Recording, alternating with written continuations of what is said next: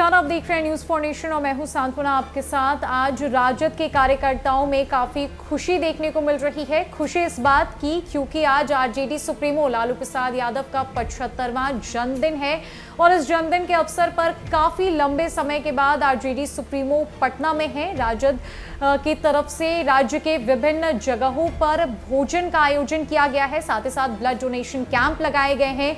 राजधानी पटना के विभिन्न जगहों पर लालू प्रसाद यादव की तस्वीरों से पोस्टरों को पाट दिया गया है। आज हम आपको इस खबर में लालू प्रसाद यादव के जन्मदिन के अवसर पर लालू कथा की कुछ बातें बताने जा रहे हैं।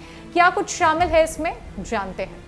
कभी गुदरी का लाल तो और गरीबों का मसीहा जैसे नामों से पुकारे जाने वाले लालू प्रसाद के राजनीतिक सफर पर चारा घोटाले ने ब्रेक लगा दिया।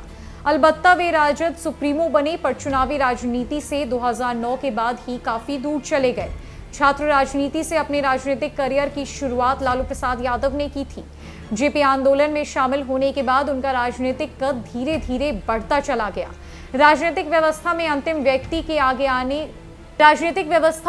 व्यक्ति को आगे करने की कोशिश में वे लगातार राजनीतिक सीढ़ियां चढ़ते गए। लालू की राजनीतिक सफलता को कथित घोटाले के कारण ब्रेक लगा। हालांकि उन्होंने अपनी पार्टी की कमान को हमेशा पकड़े रखा और धीरे धीरे संसदीय राजनीति से दूर होते चले गए।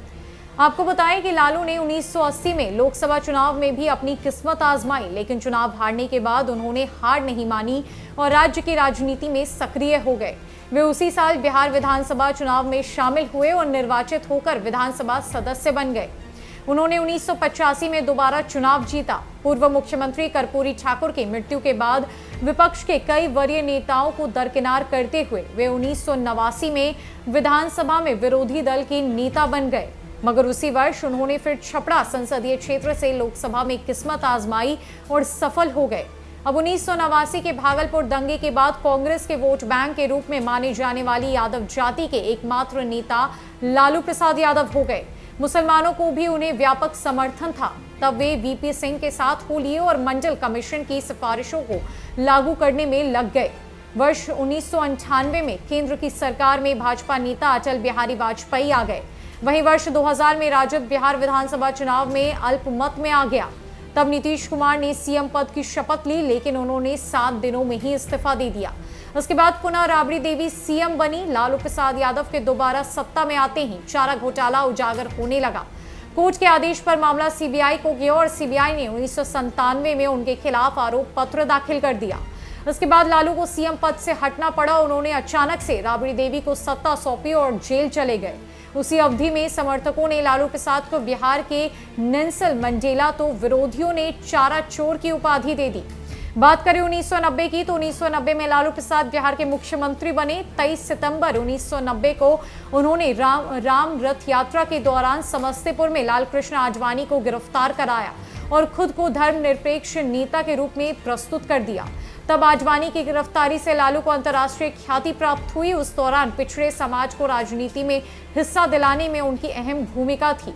उसी समय मंडल आयोग की सिफारिशें भी लागू हुई और राज्य में अगड़े पिछड़े की राजनीति चरम पर पहुंच गई। उसके बाद से लालू प्रसाद की पहचान एक सवर्ण विरोधी के रूप में हो गई। अति पिछड़ा वर्ग लालू का जिन बन गया। लिहाजा 1995 में वो बहुत भारी बहुमत चुनाव जीते और राज्य में दोबारा सीएम बन गए। इसी दौरान जुलाई 1997 में शरद यादव से मतभेद होने के कारण उन्होंने जनता दल से अलग राष्ट्रीय जनता दल का गठन कर लिया। वर्ष 1998 में केंद्र की सरकार में भाजपा नेता अटल बिहारी वाजपेयी आ गए। वहीं वर्ष 2000 में राजद बिहार विधानसभा चुनाव में अल्पमत में आ गया।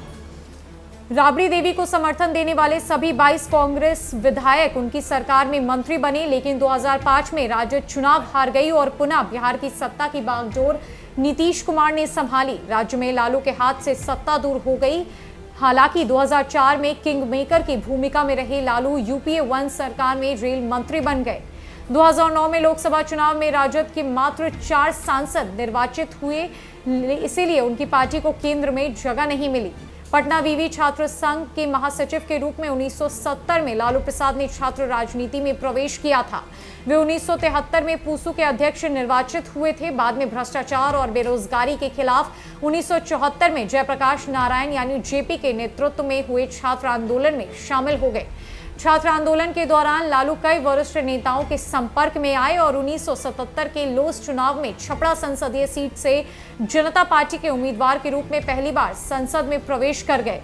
मात्र 29 साल की आयु में वो उस समय भारतीय संसद के सबसे युवा सदस्यों में से थे। मगर कुछ ही दिनों के बाद 1980 में आम चुनाव में लालू प्रसाद यादव हार गए। बात 2009 की करें तो 2009 में अंतिम बार संसदीय राजनीति के तहत चुनाव में शामिल हुए। उन्होंने परिसीमन लागू होने के बाद पाटलिपुत्र संसदीय क्षेत्र एवं छपरा संसदीय क्षेत्र से नामांकन पत्र दाखिल कर लिया।